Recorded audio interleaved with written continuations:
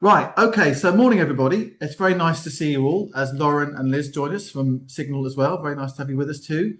So this is the regular Friday morning Cumbria Arts and Culture Network Friday Zoom, where we champion and get excited about stuff going on in Cumbria and possibly make a new friend or two from time to time as well.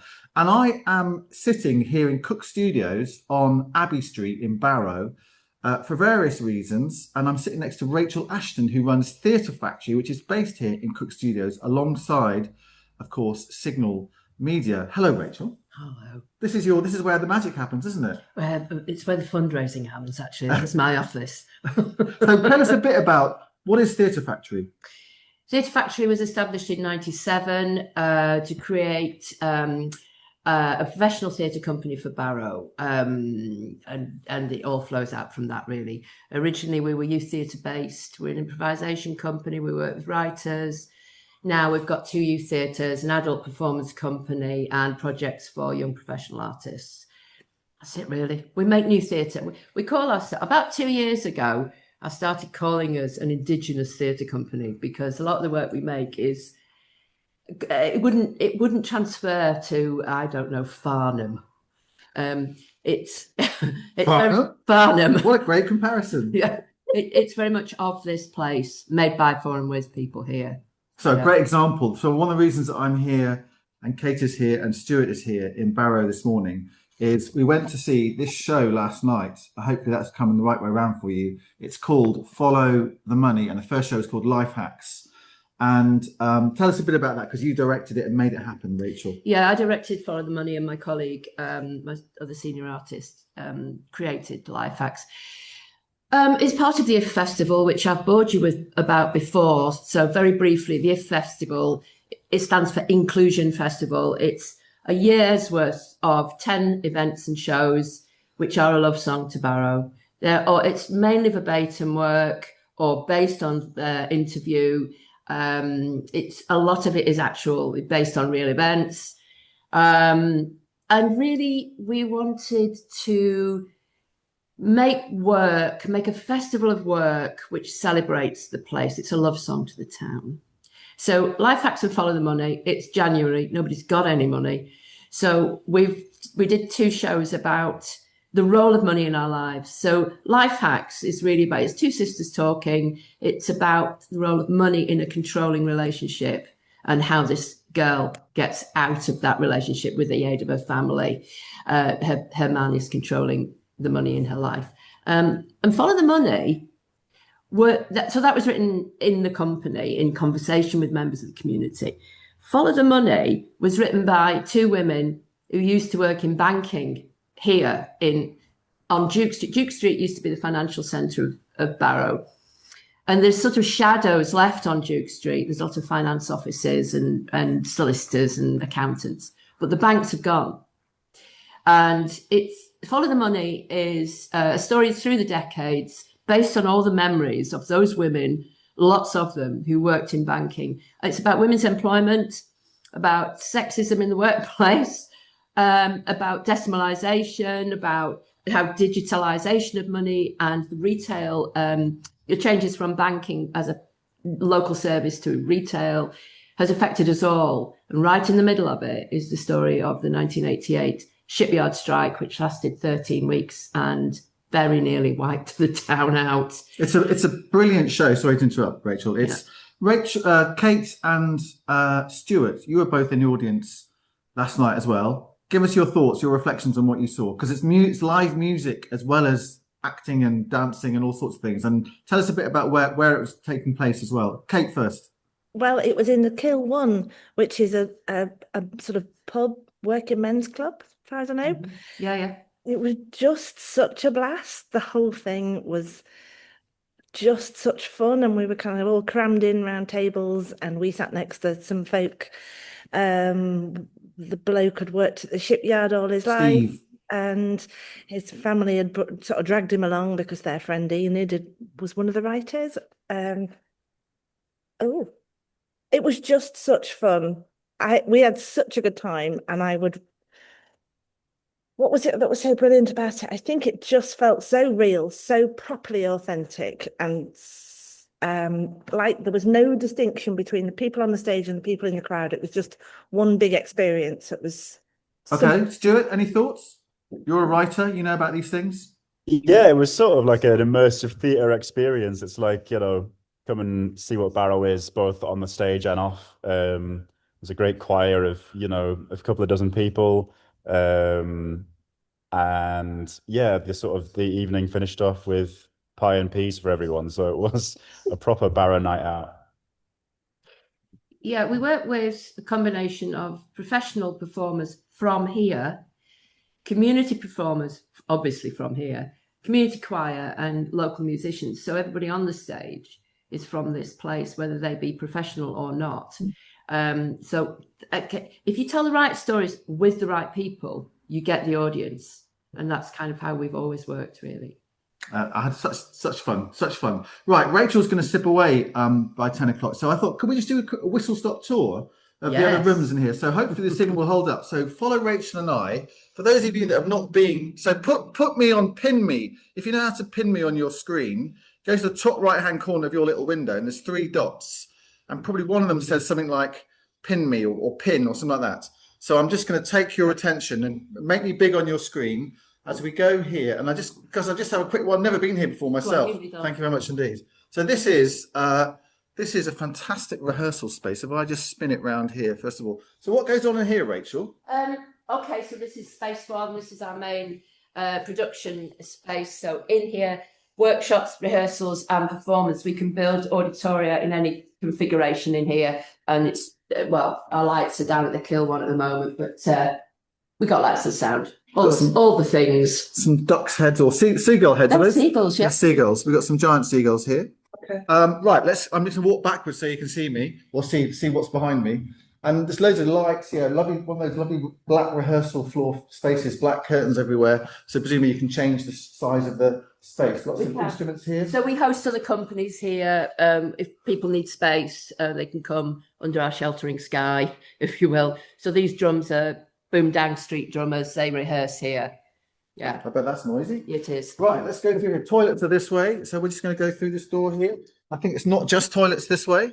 So this is, again, a lot of seagulls. I can see a lot of seagulls in on here. There's a reason for seagulls. One of the shows in the festival is called 67,000 Barovians Can't Be Wrong. It's 2 days in duration.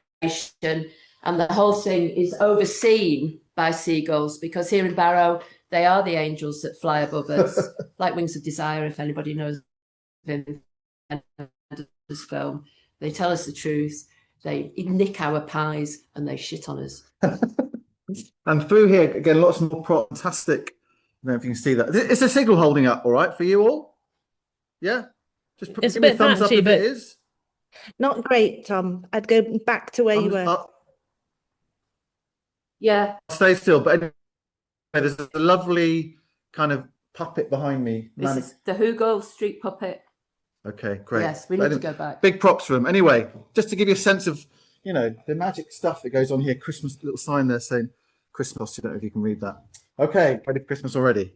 Let's go back through here. We'll go back to the office where there's a great notice board on the side of the office. I noticed saying, I guess it's like a timetable stuff going. One says dog show.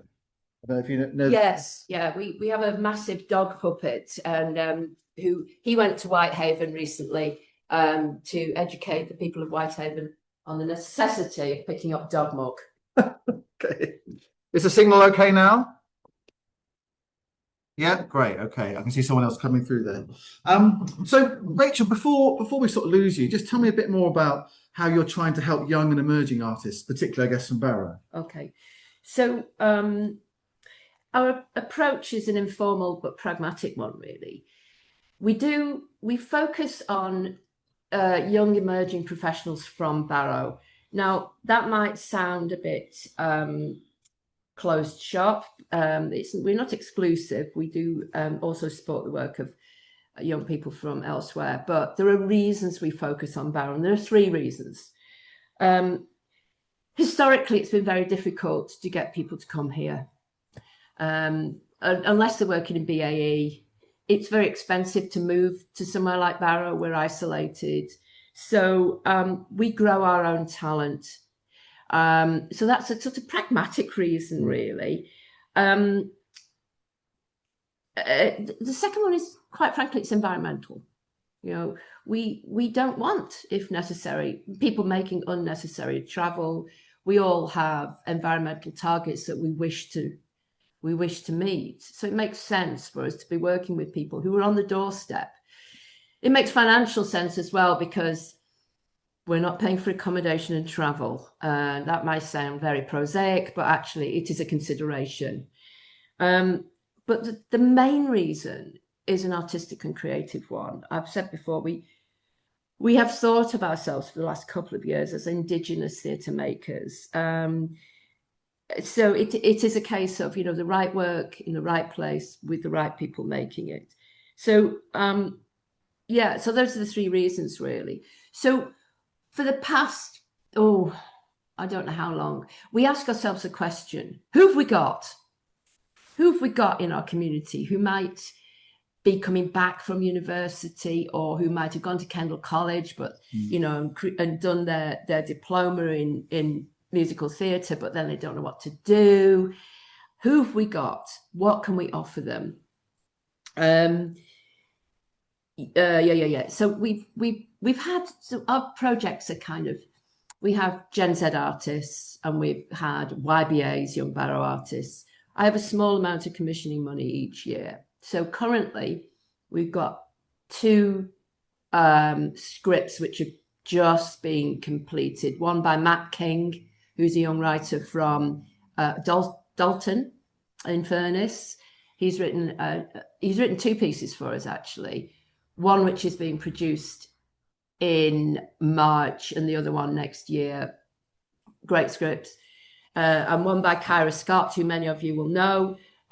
She worked for Knotted Project, and Kyra's show Unboxing is going up in March with Eshni Brown, who, if you don't know Eshni Brown, she was in the first production of Blood Brothers, and she's a soap star.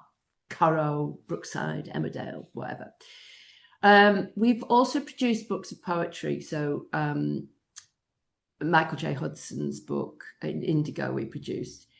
So I have a small amount of money, which is there. And so we're looking out all the time for young people coming up.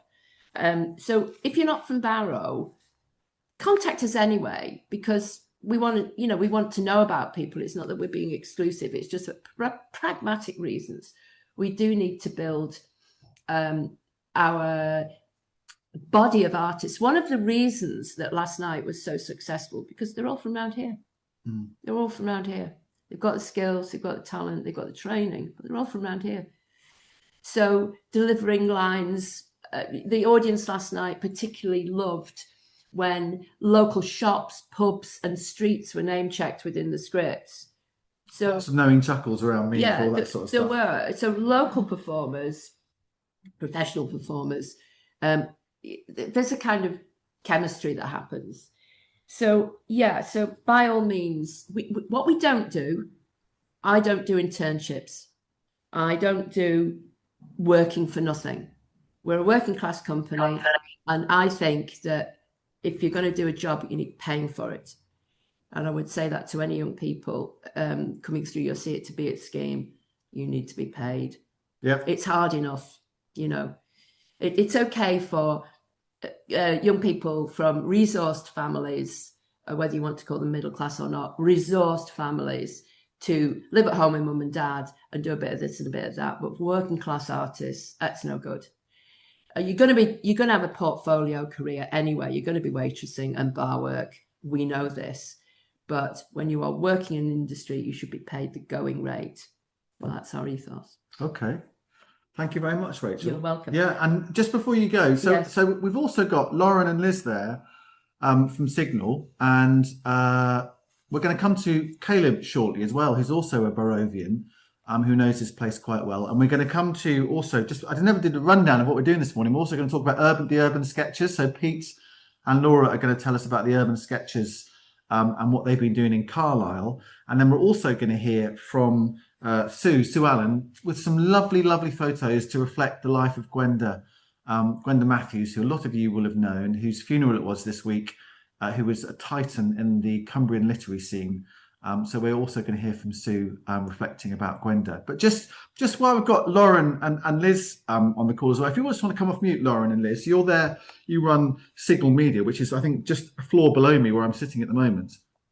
What I noticed last night when I saw people like Leslie Harris, who was the musical director, and I was talking to Therese as well, there's quite a lot of collaboration going on in Barrow, it seems to me, between different arts organisations, which, you know, I'm just going to stick my neck out here. Perhaps other arts organisations, perhaps in Carlisle, could learn a little bit from.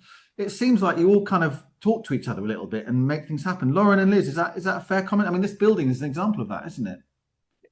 Yeah, I would say absolutely. And I think that one of the reasons why we tried to raise more money to expand the Cook Studios as well was so that there was a place for people to meet and have those sort of accidental conversations, maybe in the spaces in between the offices. That was one of the ideas. So the space where Caleb and Kate and Stuart are sat now is the welcome area. And the idea is that people can come in there, meet each other, have those funny little conversations that happen when you're not in an official meeting.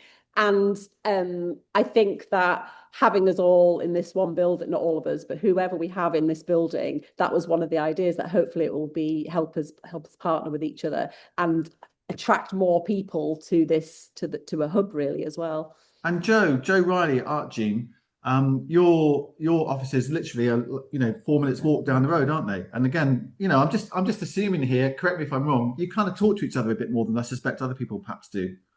Yeah, I mean, long before my time back in the arts scene in Barrow, colleagues who've spoken already were collaborating on something called BAG, which is Barrow Arts Group, a load of bags and a few others. Actually, Andrew's on the call. He was part of that as well.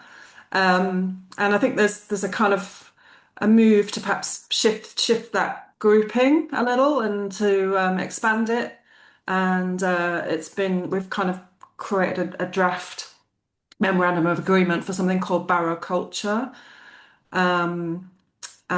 Which might, you know, incorporate a wider group of people. Initially, it was focused on the MPOs plus Barrowful, and then we thought, you know, we needed to involve the Liverpool Phil and Leslie that you mentioned, and a range of other people, if we want to really take advantage of the Team Barrow opportunity. So we're still exploring all of that at the moment, but yeah, regular meetings happen at least quarterly. Yeah, and it's really useful because everyone can, you know, learn from each other and also have a bit of a support network as well. So yeah, great. All right, I was just about to ask Stuart a question, but I think he slipped away to avoid my questioning. Caleb, very nice to meet you. Stuart's back now. Come to you in a sec, Caleb. Stuart, this is your first visit to Barrow, isn't it? And what are your impressions of kind of what you're picking up being here? I know it's only sort of less than 24 hours. Yeah, there's a lot more sort of culture. Stuart, by the way, is our trainee producer at the moment. A lot of you will know him from his filmmaking. Made a fantastic short called Meat Raffle that's available on Channel 4. Watch again. Sorry, Stuart, over to you again. No, not at all. Thanks for the plug. Yeah, no, Barrow's great. I've had a great sort of 24 hours. You know, walking down the what street are we on? Abbey Street. Road. Abbey Street. Abbey Road, sorry. Yes, Abbey Road. Abbey Road. Yeah, and there's loads of, like, you know, cultural institutions. We're sat now in Signal, which is a beautiful building, and, you know, with you guys upstairs, and yeah, honestly, it seems like there's more going on than there is in Carlisle, which, you know, I was surprised at. Okay. Caleb, very nice to meet you. You're on the CACN See It to Be It advisory group, sitting there next to Kate. Tell us a little bit about yourself and your connection with, because you know this building quite well as well, don't you? Yeah, so I'm Caleb. I'm a poet, writer, workshop facilitator in Barrow. I've been back in Barrow for about about 3-4 years now, after being in university at Salford for a few years. And yeah, so I'm part of the See It to Be It project as part of the advisory board. And I know this building, but arts and culture in Barrow generally quite well. It's a bit of a hidden gem. I always feel like that. There's lots going on here, but maybe it doesn't perhaps get the recognition it deserves at times. People maybe don't have the awareness of it as much as what would be ideal. So yeah, really wanting to sort of champion all the different arts organisations locally and encourage people in the area in Barrow, but in Cumbria more wider, to see the arts as a viable career path. So Yeah. shall we just talk a little bit more about the advisory group then? Yeah. So See It to Be It, as people will know, is our project that's funded by Arts Council, there to encourage more young people to be able to follow creative pathways, and both Theatre Factory and Signal and ArtGene are partners in that project. So what is the advisory group and who is it made up of? So the advisory group is a group of young creatives, all sort of late teens, early 20s, and we're basically advising Cumbria Arts and Culture Network on how to deliver a project to encourage young people, from late secondary school age to early 20s to pursue the arts as a career path. I think the advisory group's been really effective. The big meet that's coming up on the 14th of February is a big example of that. The focus of that is going to be around demystifying the arts industry.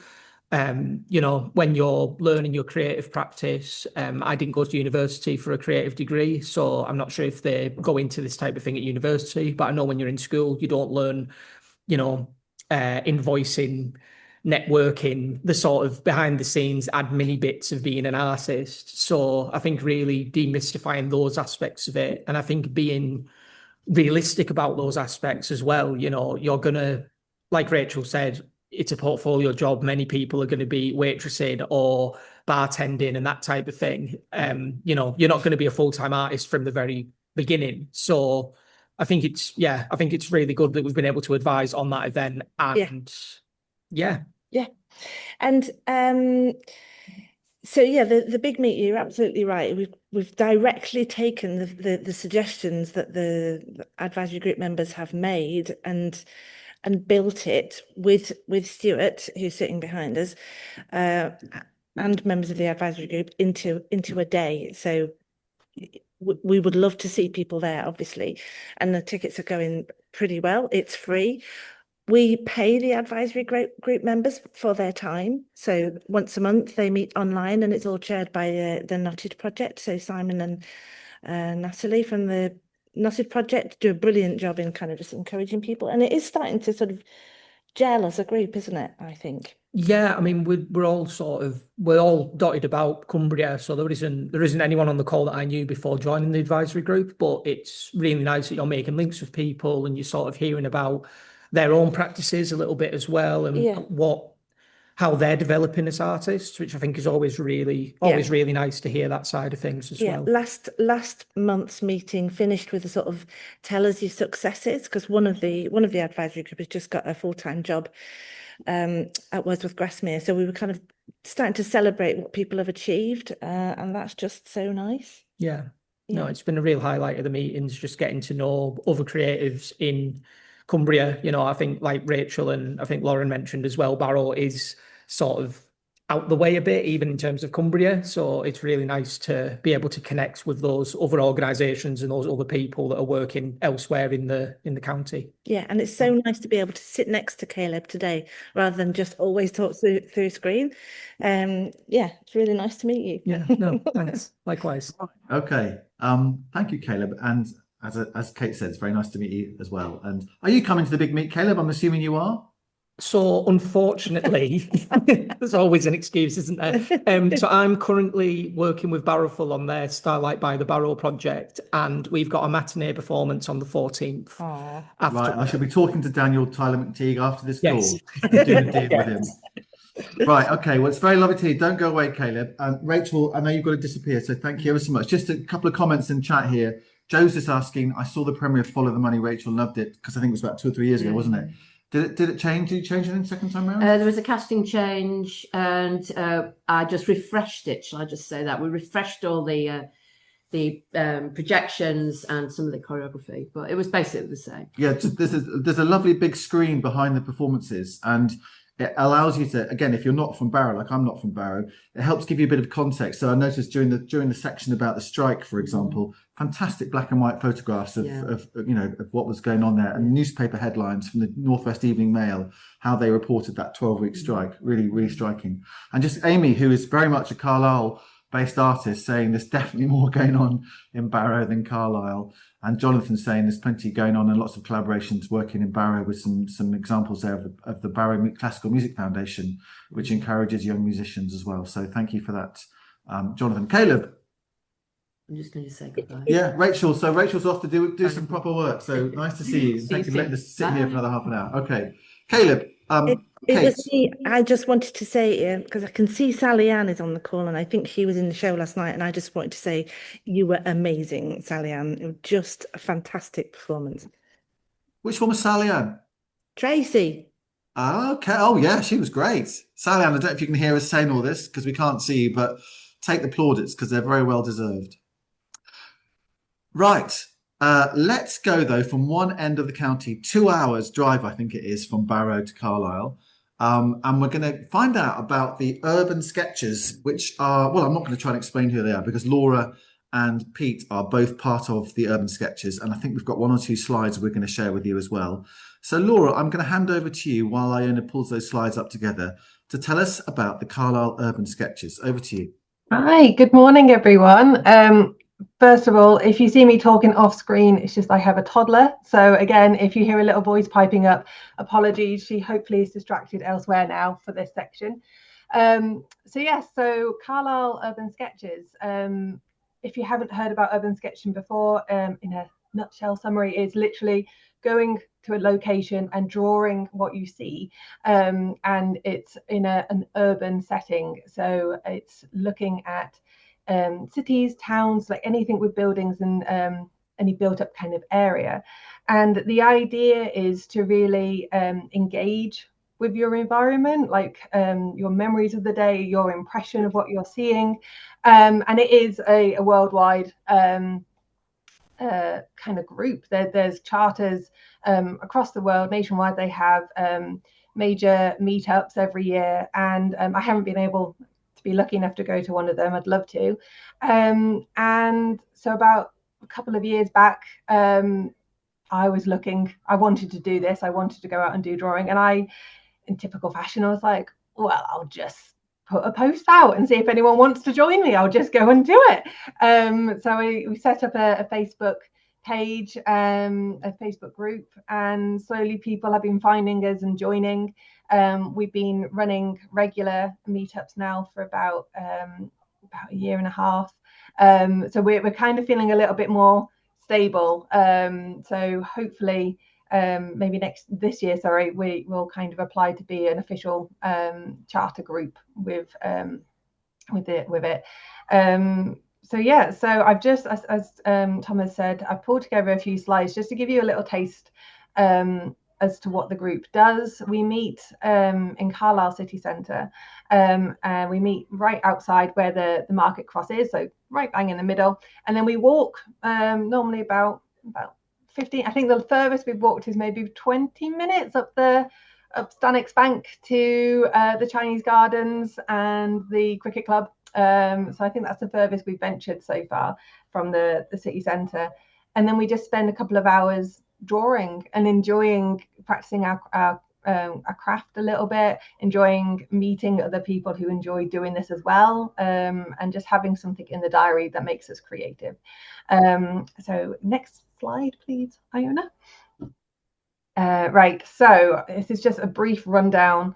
So this is the Urban Sketchers manifesto that they have, and I use it more as a guide, really. So it's a useful starting point. So so I just thought I'd include it here. As I say, if you're interested, we only meet once a month, and it's every second Sunday, 10 till 12. Everyone's welcome. All skill sets, all skill levels, any medium, any age really. Like I haven't really, so long as someone under 16 has got an adult with them, we won't turn anyone away. And although there's no teaching within the group, obviously, as you know, when creators meet, they're very free, I think, with their support and sharing information and chatting about their process and things like that. So we're a friendly group. So yeah, if you're interested, please do come along. I've got a list of dates further along in the slides. So next slide, please. So we currently have a group exhibition up in Bookcase, up in one of their side stairwells, and it is from last year's work, and it is just a selection from the sketch pages of people to kind of show you a little bit of how we see the city. I think it's lovely when you see how the different things people are focused on in different places, and we just hope, obviously, that this is a somewhat low-key exhibition. We're promoting it. We want people to kind of enjoy coming to see it, especially locals, in a way to kind of, for them to show them maybe a different view of their city, and maybe just be inspired to join in and be like, I remember I used to sketch. Maybe I'll come along and give it a go. So that's on until the 23rd of March. So please do give it a go. And apologies if anything has fallen down. We have not been allowed nails, and due to the coldness in that stairwell, sometimes the command strips and blue tack do not stick so well. So we are monitoring it and re-sticking as best we can. So yeah. For anybody who doesn't know Bookends, by the way, I'm sorry to interrupt, Laura. It is the world's most beautiful secondhand bookshop in Carlisle. It truly is. It truly is. Get lost in it. We're going to go and have a wander and get lost. Yeah, we're going to talk a bit more about Gwenda shortly, but the stairwell is a great place to actually put the art, because you kind of walk around that shop with you kind of thinking, oh my goodness me, I can't believe that book's here, and then you bump into things. And I suspect this gallery on the staircase is a bit like that. It's a bit like bumping into things and sort of probably recognizing bits of Carlisle as well. Anyway, carry on, Laura. No, absolutely. You're right. And what's lovely is that we're literally just next to the arts and craft book room as well. Okay. So we're right on our target audience kind of spot, which is wonderful. So next slide, please, Iona. And this is just a selection of some of the group's work and the places that we've drawn. As you can see, early in the year, it's very cold, and we try and do the 2 hours, but if you lose feeling in your fingers, you don't want to sketch anymore. And so we bundle up. So we went actually to the Bits Lodge Park. Bits Park. Sorry, I can see my child calling me. It's fine. Because we heard that it was going to be demolished, and we thought, actually, we want to capture this before we lose it. And so it was a way for us to kind of capture a bit of history. Obviously, now that the plans have changed, the council, there's new plans in place, but it was nice that the group could respond that way. Next slide, please, Iona. Again, up on Stanwix Bank, in Abbey Street Gardens, and sometimes we get a lot of people sharing their sketches. Sometimes we only get like the one study from people, and again, we don't pressure our group members to share their work. It's only what they want to share that they can pop up onto the Facebook group and people can see. So it really is just the experience and having that time, I think, to come away from the screens. They're actually Italian gardens. Oh. I'll change the name of it. Thank you, Sue. Next slide, please, Iona. So yeah, we normally have it's not just a small group of us, and I think most people who come along have had a history of drawing before, and I think they were just looking for maybe a social group to join with. But I'd like this year to try and offer more beginner like introduction sessions to people who've never done it and are curious, just to kind of step by step, because it can be quite intimidating drawing out in the public. So yeah, it's wonderful to see people's responses. Next slide, please, Iona. Lovely. Peter, can I hand over to you? I just need to go and see if my child's okay. What? Yeah, sure. I've just you talk us through the rest of the year, Pete. Thanks. Okay. 1 second. Well, Pete, you're one of the Urban Sketchers, aren't you? I am, yes. I try and get there every month. I don't do every month, which is, I haven't done August. But yeah, I find it a very mindful experience. Laura reads it, but it forces you to focus on what you're looking at, really, which is like a meditation. And I think a lot of people don't notice details when they're out in town and they're shopping or whatever. These ones, I didn't manage the September one, I was away. Oh, I did manage a sketch in September. On the day of the regular day, I sketched where I was, which was in the Highlands of Scotland. So I did a little high street of the village I was in. But I did it on time, on day. So it contributed to the exhibition and the running. I spend a lot of time working inside my head. So another good thing about it is it gets you out of your head to look at things.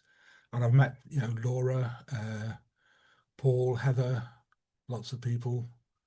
We went to, in November, we thought we'd go to the cricket club and sketch the dig. Unfortunately, it was very rainy. And I did a tour, and that took up all the time, the 2 weeks. But the young girl there in the pink, she managed to do a sketch, which I thought was excellent, of the people down in digging away in the archaeology there. And in December, we witnessed the Market Hall and their eclectic music mix as we sat inside, trying to capture, well, all that grand roof architecture that they've got there. And the Market Hall's just had a bit of a makeover, hasn't it? Yeah. It was quite a nice, quiet, because it's 10 o'clock on a Sunday. It was a quiet sitting in the cafe tables with a coffee and scribbling away. Laura, Amy asks, whereabouts in Carlisle City Centre do you meet? Right. So where the tourist information building is. So The pink building. That's the one with the lovely curved staircases going up. So we just meet outside so there's a Costa and a espresso hub and the Market Cross. So we kind of meet there, and I kind of stand very obviously with a sketchbook. So we've been getting a lot of new members coming through since we put the exhibition on. So we've also got a little A-frame that I need to remember to take. Lottie, can you sit down, please? Sorry. But yes, that's where we meet. And I say we've got It's fine. Bring the small person into the call. Hi. Okay, yeah, you have some snacks. So we meet there at 10. And so there's a Facebook group as well. Once people kind of become a bit of regular, we do have a WhatsApp group as well. So we kind of share, so if someone's running late and things like that, we can kind of pipe up and let people know where we're going. A suggestion of where to sketch. If anybody's got a particular idea, they put it in the WhatsApp group. Yes. Excellent stuff. It's really nice. And I hear the dates for coming up. And you've obviously got a fan in Lauren as well. Are you an artist, Lauren? Do you sketch? Yes, very much so. And I used to spend so much time drawing and absolutely love it. And I just was thinking on the train yesterday that I wish I had more time for drawing. And it's just reminded me that I should, this is what I should be doing, because it makes me so happy. Yeah. And I like Pete's comment about, it makes you look at detail, makes you stop and look at detail. And it's almost meditative, the actual drawing experience. Isn't not that I'm a drawer, but I can really get into that vibe that you're talking about there, Pete. Yeah.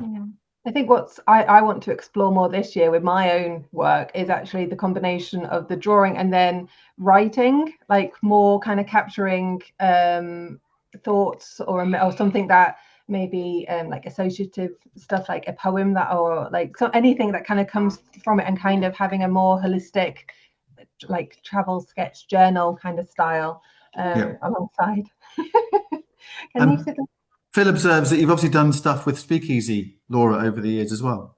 Yes, that's right. That's right. I pop up every now and then. I try. It's as we've I kind of touched on, I think every creative, especially early in the career, is that you do other work, and then you try and do your own practice kind of around it and around other responsibilities. So I've been very lucky to kind of have every now and then little collaborative and little bits of work, which is wonderful.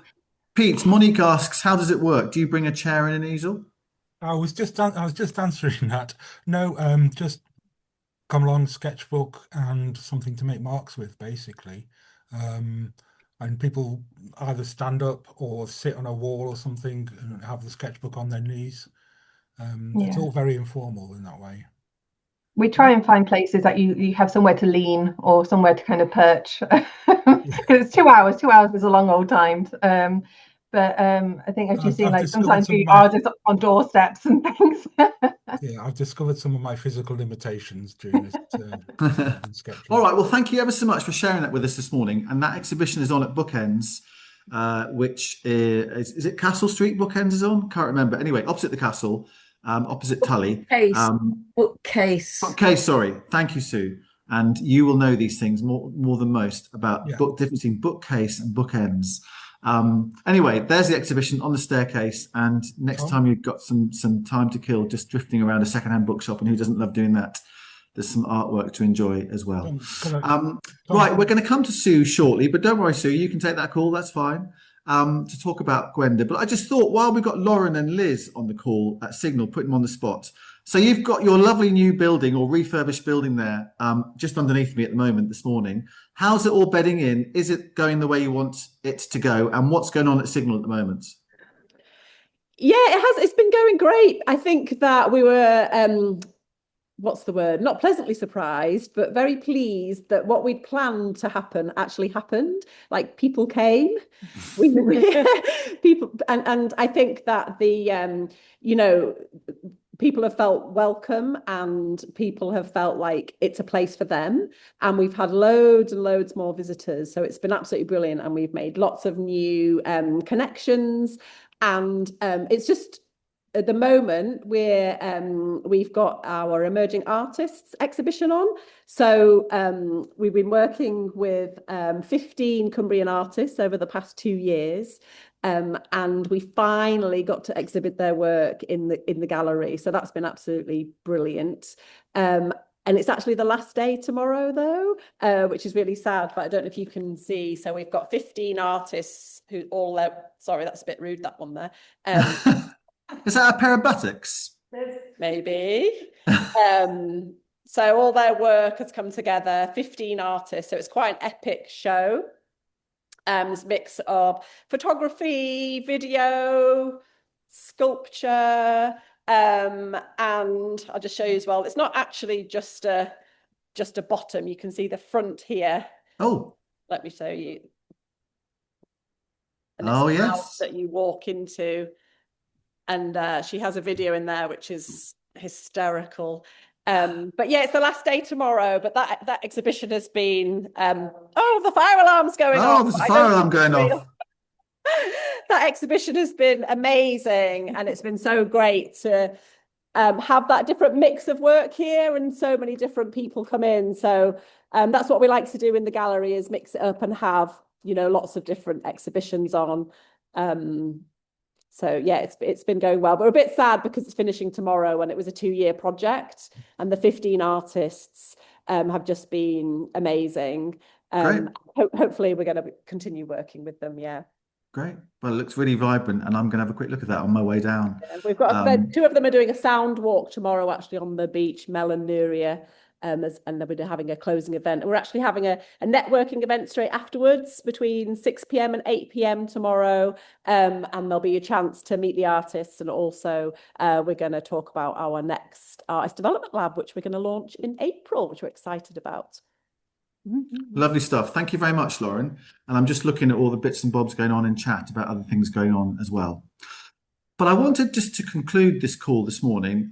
Now that we've had such a varied conversation already, by asking Sue to share her thoughts about Gwenda Matthews, who died earlier this month, who was an amazing woman. It was her funeral at Carlisle Crematorium on Monday. I went to it, and I reckon there were 200 people, if not more, there to celebrate Gwenda's life. And her husband, Steve, who a lot of you will know, especially Carlisle-based people, did a fantastic eulogy to Gwenda. So it was a really moving but celebratory moment. And I thought I'd ask Sue, who knew Gwenda incredibly well, just to share her own reflections on Gwenda. And we've got some beautiful photographs to look at as well. So Sue, the floor is yours, and thank you for doing this. Yeah, thank you, Tom. I seem to be the obituary writer for this call. It's not a role I want to continue with. Anyway, Gwenda Matthews, proud Welsh woman, hence the flag there, owner of Bookends, which she started many years ago. She died on the morning of Sunday, the 4th of January, in hospital, and she'd been there all over Christmas. I was so pleased I got to see her. She had a couple of good days between Christmas and New Year, so I did get to see her. And I still can't quite believe that she's not here and I won't see her anymore, because I've known her for about 47 years, I think. Her daughter Lucy Matthews, who now runs the business, put a lovely post on social media saying, and it was in the paper as well, how proud Lucy was of her mum, who started selling second-hand books at Whitehaven Market nearly 50 years ago, when Lucy's brothers Alan and Kevin were tiny. And, she then went on to start businesses. I think if we can have next slide, please, Iona. Now, there you can see bookshop and cafe, it says, but the bookshop that you can't quite see to the left is Bookcase, and that's Steve Matthews' domain, his kingdom of secondhand books, as you all know. Bookends is the other side with the cafe behind it, and below you see the Keswick shop, which they started later. And then they also have the pop-up shop at Words by the Water Festival, which Gwenda was partly instrumental in. Well, she was certainly a partner at the very beginning. And although Steve runs the second-hand side of things, when Gwenda started, the enterprise was called Bookcase, and I met her there, and it was upstairs in one of the old lanes before they demolished them in Carlisle, tiny little warren of second-hand books. And I was on the hunt for more Rupert annuals. Don't ask.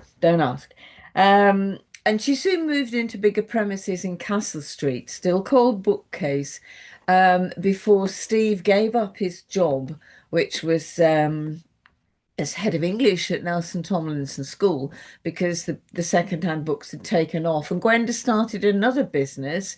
I think if we go to the next slide, we can see a couple of early photographs of Gwenda as a child there, and her with Steve on their wedding day in Wales, of course. She met him in Wrexham when she went to secondary school there, having been born in the valleys, just speaking Welsh, and she then had to move. Her mother had died when she was 5, very sad. And Steve, it really affected him telling that at the funeral. But she was then moved when her father came back to take her on after living with her grandmother as she'd been.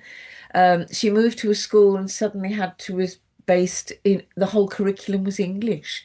So she had to swiftly change, but she loved it if there was a Welsh speaker ever in the shop. I was at the counter once with her buying something or chatting, and suddenly she broke into this foreign language.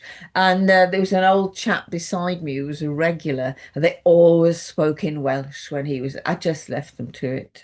She loved being able to speak her mother tongue.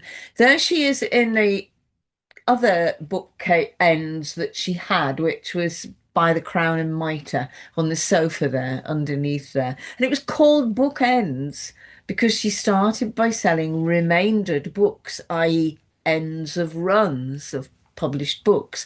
So Bookends was that. And she left Steve, who gave up his job teaching, to run Bookcase because that was the second hand. And then eventually, I haven't got a date of the dates here, but eventually they joined up premises in twin premises in Castle Street there. And Steve's Emporium expanded, and Gwenda, well, she tried to keep an eye on him. She was always telling him he was buying too many books and he needed to sell more. But anyway, both businesses still very active. At Words by the Water, you can see her there with Richard. God, I'm jealous. Look at that, with Richard E. Grant. I don't remember him being there. And that's the whole family of booksellers anyway, side of the family. Steve, Lucy and Gwenda at Words by the Water. Next slide, please, Iona. I'm going to gallop through the rest, which are mostly just pictures. These are my personal pictures. Our kids and us together in my garden. A party at which Gwenda's chatting with my son there. We went to Grasmere Rushbearing on a very lovely outing on a bright sunny day because neither of us had been. And the photo of us standing there at a bookstall was a Melvyn Bragg a book launch in Wigton in the market hall, and I was helping out. And when she saw the photograph, because she'd had problems with her spine, she says, and she was shrinking, and she said, "Oh my God, I look like a child." But she did like the photo. And the last one was my 70th, which was at Larch Cottage. Next slide, please. Those are the Welshness. You know, there's her beloved dog. I think that's Peggy there on a Welsh flag. That would be a day that Welsh rugby was on telly. She used to go to the Eisteddfod in, have I said that right? In Wales very often with Steve, and she was always baking bara brith, the Welsh thing. But something you may not know about is she loved, for a while anyway, when she had it, her Figaro car. Can't remember who made these weird looking cars. They were made in the 70s, actually. They weren't as old, or 80s. They're not as old as they look. Oh, but she loved that car. Next slide, please. This is her out and about in the Lake District. She loved the lakes. I was always surprised she never wanted to go back to Wales, but no, very settled here. Next slide, please. Some of the other things you might not know, she loved her garden. Well, the first one's Lake District. She loved her garden, and she was an amazing photographer of it. A very good photographer. In fact, Lucy said to me just recently, oh, she did actually do a photography course once. Those are lovely, except she hated her wild garlic, which I loved, and I went up every single year to to pick wild garlic to cook with. And it was under one of her 2 rookeries that she also hated. The trees each side of the house because of the noise of the rooks, but she just loved the place. Next slide, please. She loved her dogs, always Cocker Spaniels. There was first Drizzle, I remember, then Peggy. She adored Peggy. And most recently on the garden seat there, you can see Dolly. And Dolly in the middle with the cat Molly and Dolly in the garden. She was absolutely devoted to them, and I hope Steve remains so. Next picture, please. Next slide. But the family, most of all, was what she loved, especially the most recent member, Lucy's daughter, Rosa, a little child there. That very bottom one, not the umbrella, which is gorgeous, but the other one with the hat, that framed and quite large, was in front of her in hospital. So that's what she was looking at. And that's James and Alex in the top picture, and Amelia on the above Rosa. Next slide, please. They loved their foreign holidays, always with a cultural dimension. A very recent one, Steve and Gwenda, they went to Vienna. Next slide, please. Here's the family again. I think this might be the last one, is it? nearly, yes. So here we are, all the family on a holiday together in France on the stairs there. I don't know what the other event was. And there's the bookstall, Words by the Water. And Lucy has now taken over the business. Well, she's been doing it for a few years. She's largely programmed a lot of this year's Words by the Water next month, and helped by Gwenda. Lucy said Gwenda was always looking over his shoulder, which she resented at the time, but now realizes Gwenda was her safety net. And they will Lucy will continue the businesses, and there we see the next generation of booksellers. She'll be so missed, oh Gwenda. It was a life well lived, as Lucy said, and so much achieved for the literature sector and books in Cumbria. She started book clubs and hosted author events, which Lucy now does in Carlisle, as well as Borderlines. She started the festival in Carlisle, and that has recently been revived. I just hope they're speaking Welsh wherever she's gone now, because they'll be in trouble if she's not. No. Hope I can say this, but farewell, hu anwyl gwfeich. God, I hope I got that right. It was goodbye, my dear friend. Gwenda Matthews. There she goes. Oh, Sue, that was beautiful. Thank you so much for allowing us into your personal reflections about Gwenda as well. And as I said, she got a lovely send-off on Monday, and her influence will absolutely carry on for many years to come, largely through Lucy, who's doing a great job running the bookshop and running the festival. And we're going to hear a bit more about Words by the Water in a couple of weeks' time when someone comes on to preview that. Thank you so much, Sue, for doing that. Massively appreciated. Just going to finish with a quick slide about the big meet, which is, as Caleb has very kindly plugged already, it's the 14th of, even though we can't make it, it's the 14th of February at Tully in Carlisle, and we're going to be focusing on what the culture sector is all about, demystifying the culture sector in Cumbria. So it's particularly geared towards young creatives under or close to 30. I think we've sold about not sold, it's free. You can contribute some money to your food if you want to, but I think we've got 35 people signed up already. So it's going to be a busy day, 11 till 4. So that's the 14th of February. If you fancy it or know someone who might fancy coming along, there's lots of connections on the CACN website link as well, which you can find out more about it. And Stuart and I are producing and hosting it together. And hopefully it's going to be a decent day for everybody, and also a chance to look around the new Gladiator exhibition, which will open at Tully, I think, in the first week of February. So that'll just be freshly up.